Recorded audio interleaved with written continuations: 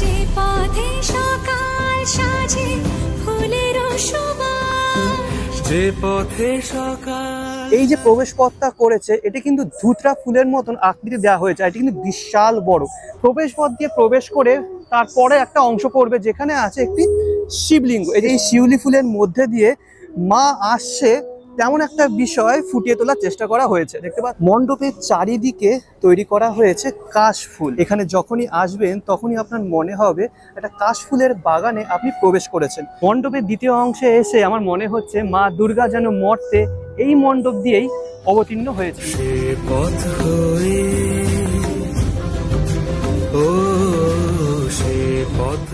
নমস্কার বন্ধুগণ, কলকাতার দুর্গাপুজো কিছু জোনে বিভক্ত।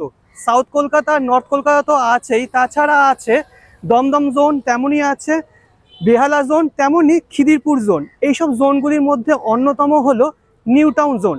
নিউ টাউনের কথা উঠলে যে পুজোটার কথা সবার আগে আসে সেটা হলো নিউ টাউন সর্বজনীন। লাস্ট ৩-৪ বছর ধরে এরা দারুণ মণ্ডপ করছে আর তার জন্য প্রচুর দর্শনার্থীদের আকর্ষণও করছে। তো এবছর যে প্যান্ডেলটা করেছে তার ছবি আমি দেখেছি আর দেখার পর আমি জাস্ট অবাক হয়ে গেছি। তাই আজ চলে আসলাম নিউ টাউনে এই পুজোটা কভার করতে। বলে দিই কী করে আসবেন এই পুজো মণ্ডপটি দর্শন করতে। বিধাননগর স্টেশন থেকে বেরিয়ে যে বাসগুলো নিউ টাউন সাপুরজির দিকে যাচ্ছে সেই বাসে উঠবেন, উঠে নামবেন সেন্ট্রাল মলের কাছে। সেন্ট্রাল মলের সামনে যে মাঠটা আছে সেই মাঠেই কিন্তু এই পুজোটা হয়ে থাকে। তো চলুন আমি আপনাদের দেখিয়ে দিচ্ছি। বাই দ্য ওয়ে, যারা আমাকে চেনেন না, আমি হলাম আপনাদের নীল আর আপনারা দেখছেন আমার চ্যানেলের অন্যতম পুজো সিরিজ মায়ের আগমনী 2025। আপনারা যখন বলবেন সেন্ট্রাল মল স্টপেজ তখন এখানে না হবে আপনাদের, আর এখান থেকে বাঁদিকে যে রাস্তাটা চলে গেল এই রাস্তাটা আপনাদের ধরতে হবে। আর পুরো রাস্তাটা কিন্তু আলোয় আলোকিত করে দিয়েছে। তো চলুন সামনের দিকে যাওয়া যাক। আর আরও একটা জিনিস এখানে দেখিয়ে দিই, এখানে যে আলপনাটা আপনারা দেখছেন এই আলপনাটা নাকি প্রায় 500 ফুট দীর্ঘ। ঠিক আছে, তো অনেকদিন করা হয়েছে তাই একটুখানি ফেড হয়ে গেছে। তো ঠিক আছে, নো প্রবলেম। আমাদের আলোচ্য বিষয় হলো মণ্ডপটি। তো চলুন মণ্ডপের সামনে যাওয়া যাক। পাশেই রয়েছে মণ্ডপ আর সামনে সেন্ট্রাল মল হলো সেন্ট্রাল মল। সেন্ট্রাল মলের সামনে বিশাল বড় একটা মাঠ আর এই মাঠেই তাদের পুজো মণ্ডপটি প্রধানত হয়ে থাকে। পুজো মণ্ডপের সামনেই একটা মেলা বসে, সামনে না একটু সাইডে একটা মেলা বসে। ঠিক আছে, আর প্রতি বছর বিশাল বড় একটা মণ্ডপ তারা তৈরি করেন আর দেখতে পাচ্ছেন এবারও তার ব্যতিক্রম হয়নি। আর এবছর তাদের থিম আমি লিখে রেখেছি, আর আসলে অনেকটা বড় নামটা। এবছরের থিম হলো ফুলের সাজে ফুলের মাঝে দুর্গা এলো সবার মাঝে। তো চলুন ভিতরে প্রবেশ করা যাক। এটা হলো মেনলি তাদের প্রবেশ পথ। এই যে প্রবেশ পথটা করেছে এটি কিন্তু ধুতরা ফুলের মতন আকৃতি দেওয়া হয়েছে। এটি কিন্তু বিশাল বড়। দেখতে পাচ্ছেন সামনে অনেক দর্শনার্থীরা রয়েছেন, তাদের আকার কতটা ছোট লাগছে। পুরো অংশটাই বাঁশ কেটে তৈরি করা। তো চলুন ভিতরে প্রবেশ করি।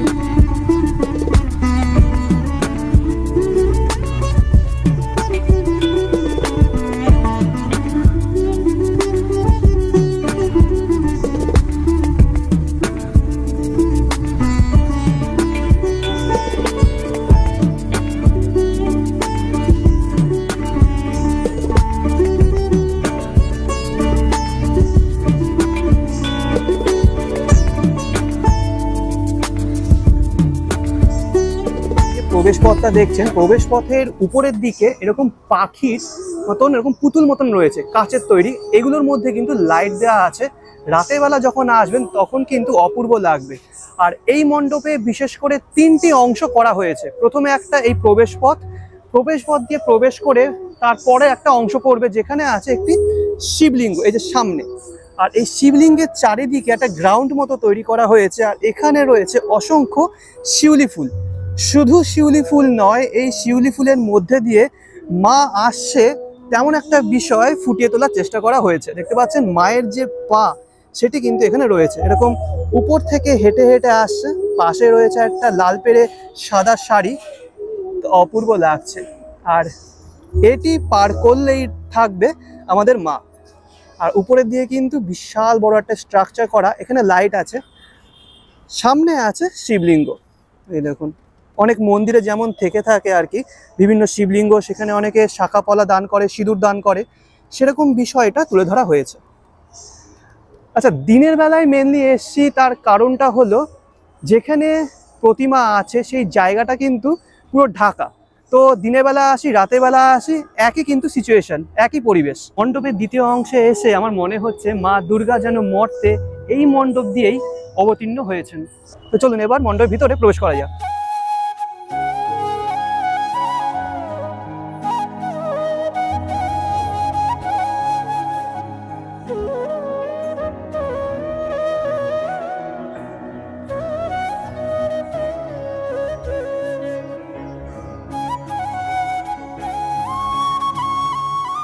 বর্তমানে দাঁড়িয়ে আছি মণ্ডপের ভিতরে, আর মণ্ডপের ভিতরটা এক কথায় অসাধারণ। ঠিক আছে, আমার উপরে দেখুন পুরো বিষয়টা এত সুন্দর করে সাজানো হয়েছে কি বলবো।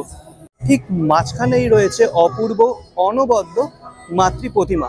মায়ের কাছে পরে আসছি, আগে বাদবাকি পরিবেশটা আপনাদেরকে দেখিয়ে দিই। মণ্ডপের চারিদিকে তৈরি করা হয়েছে কাশফুল। এখানে যখনই আসবেন তখনই আপনার মনে হবে একটা কাশফুলের বাগানে আপনি প্রবেশ করেছেন। শুধু তাই নয়, আসল বিষয় যেটা সেটা হলো মণ্ডপের যে দেওয়াল সেটি কিন্তু পুরো কাঁচ দিয়ে মুড়ে ফেলা হয়েছে। সেই জন্য আপনি যেদিকে তাকাবেন সেদিকে মায়ের যে রিফ্লেকশন সেটি দর্শন করতে পারবেন। এক কথায় মণ্ডপের যে কোনায় আপনি থাকুন না কেন সেখান থেকেই মাকে দর্শন করতে পারবেন। তার সাথে খুব সুন্দর একটা মিষ্টি মিউজিক দেওয়া হয়েছে, যার জন্য গোটা বিষয়টা আরো বেশি সুন্দর লাগছে।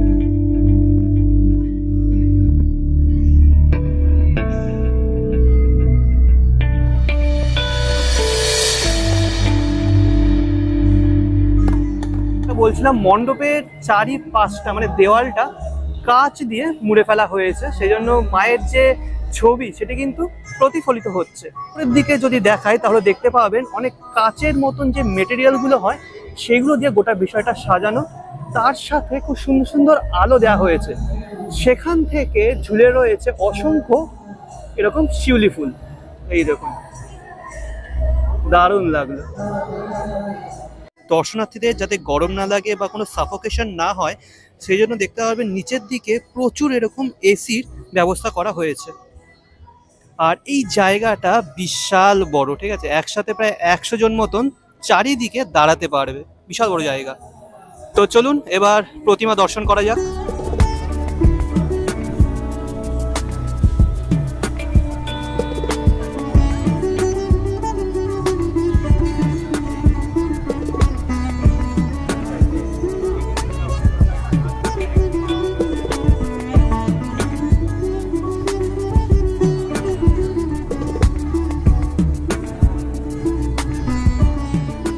বর্তমানে দাঁড়িয়ে আছি নিউটাউন সর্বজনীন দুর্গোৎসব পুজো কমিটির যে মাতৃ প্রতিমা তার একদম সামনে। মাতৃ প্রতিমা এখানে একেবারে অনবদ্য। মাতৃ প্রতিমা বিরাজ করছেন এরকম উঁচু একটি বেদিতে, পরিধান করে আছেন গেরুয়া বর্ণের শাড়ি এবং হাতে রয়েছে সবুজ বর্ণের একটি ওড়না। মা এখানে দশভুজা, মায়ের সন্তানরা বিরাজ করছেন তার নিচে। এখানে আপনি মহিষাসুরকে দেখতে পাবেন না, শুধু দেখতে পাবেন তার সন্তানকে। এক পাশে আছেন সিদ্ধিদাতা গণেশ ঠাকুর এবং মা লক্ষ্মী।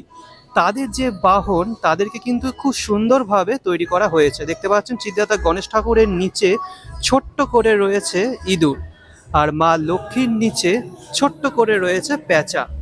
আর যদি ওদিকে যাই তাহলে পাবেন মা সরস্বতী এবং কার্তিক ঠাকুর। খুব সুন্দরভাবে কিন্তু তাদের চোখ মুখ আঁকা হয়েছে। একটা জিনিস আপনি লক্ষ্য করবেন, এই যে মা দুর্গার সন্তানরা বিরাজ করছে মহিষের যে শিং তার উপরে, এটি কিন্তু দারুণ লাগলো আমার।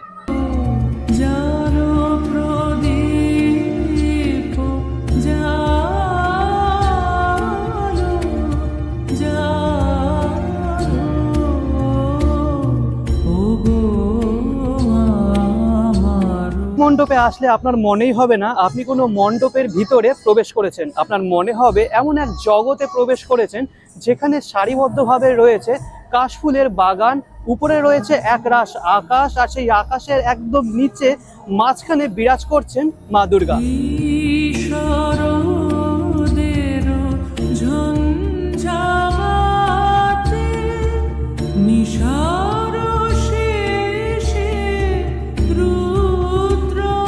তো দারুণ একটা মণ্ডপ দর্শন করলাম। নিউ টাউন সর্বজনীন প্রতি বছরই খুব সুন্দর সুন্দর মণ্ডপ আমাদেরকে উপহার দেন। আমার এখনো মনে আছে 2023 সাল নাগাদ তারা একটা রাজমহল তৈরি করেছিল, আর আলোকসজ্জা আর মণ্ডপসজ্জার মেলবন্ধন গোটা বাংলা তো বটেই, তার সাথে গোটা ভারতবর্ষ জুড়ে একটা আলোড়ন সৃষ্টি করেছিল। তো কেমন লাগলো এই পুজো মণ্ডপটি তথা আমার এই ভিডিওটি অবশ্যই কমেন্ট বক্সে কমেন্ট করে জানাবেন। যদি ভালো লেগে থাকে তাহলে অবশ্যই লাইক, কমেন্ট, শেয়ার এবং সাবস্ক্রাইব করে আমার পাশে অবশ্যই থাকবেন। দেখা হচ্ছে পরবর্তী কোনো পুজো মণ্ডপে। আনটিল দেন ভালো থাকবেন, সুস্থ থাকবেন। আজকের জন্য বিদায়।